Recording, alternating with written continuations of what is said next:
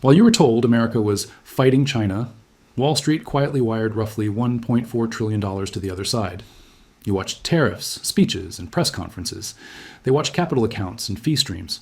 The brutal truth is this: the real war was never about soybeans or steel. It was about where the world's savings would live for the next 50 years. And the people who run the money already chose. I'm going to show you how this $1.4 trillion shift accelerates the dollar's decay and what it really means for your savings and your family. Look, you need to understand something that almost nobody in politics will say out loud. Narratives yell, money whispers. The cameras follow the yelling, power follows the whisper. During the so-called trade war years, you were fed a simple story. America was finally getting tough on China. Tariffs would punish unfair trade. Sanctions would choke off technology theft. Manufacturing would come home. It sounded decisive. It sounded patriotic. But here's the brutal truth. While Washington put on that show, Wall Street was doing something very different with real money. And money is the only vote that matters in the long run. Capital doesn't care about flags. It doesn't care about speeches. Capital flows to where insiders believe the future profits, the future growth, and the future power will be. When you follow those flows, you see what the elite actually believe, not what they say on television. So think back. Every headline about new tariffs came with a stock market wobble. Each time the same pattern. Panic for a few days, then a quiet relief rally. Why? Because the people who understood the game knew the war was mostly theater. The system that really mattered, global capital markets, was still being integrated, not decoupled. This isn't new. Late-stage empires always look like this. At the end of their cycle, merchants and bankers stop thinking like citizens and start thinking purely like global rent seekers. They fund rivals. They finance competitors. They underwrite the very systems that will replace them. Because the spread is a little better, the yield is a little higher, the growth is a little faster. You saw versions of this when European financiers backed enemy powers in earlier centuries because the bonds paid more. The empire's flag didn't matter. The coupon did. Once you understand that, American behavior in the last decade makes perfect sense. Inside the United States, there's a built-in conflict of interest nobody wants to name. The political system needs a strong dollar. A strong dollar means cheap imports, global military reach, and the illusion of stability. But Wall Street doesn't get paid in strong dollar.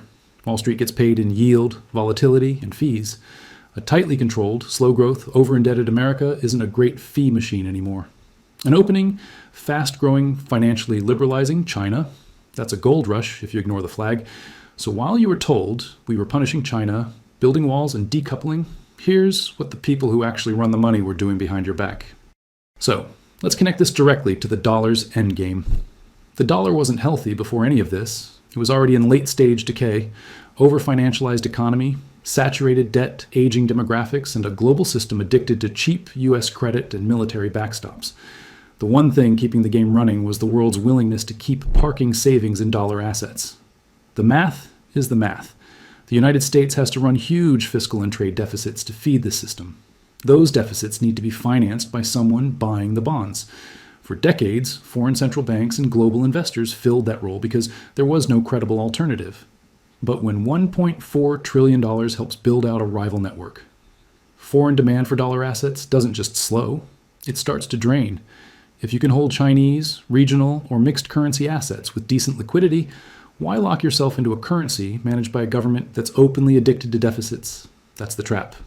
As outside demand weakens, the U.S. faces two choices. One, print more to fill the gap and keep yields suppressed. That path means inflation, currency debasement, and a slow robbery of savers. Two, stop printing and let over-leveraged credit structures fail. That path means default, cascading bankruptcies, and political chaos. There's no painless third option. They're just choosing the mix of inflation, repression, and default that keeps the system staggering forward a little longer. A rival system makes this far worse for you. When the rest of the world has somewhere else to run, they don't have to silently absorb U.S. inflation anymore.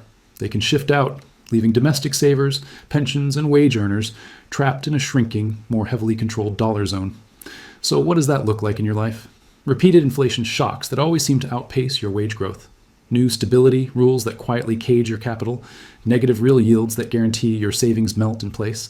And when things get tight enough, bail-ins and forced contributions from anyone still holding financial assets inside the system. The final insult? The same institutions managing your pension, your index funds, your safe accounts help build the escape hatch they'll use while you hold the bag.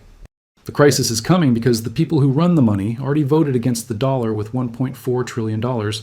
Stop assuming anyone will rescue you. Rethink where you store value, then move. Subscribe, and share this with someone who still thinks the trade war was real.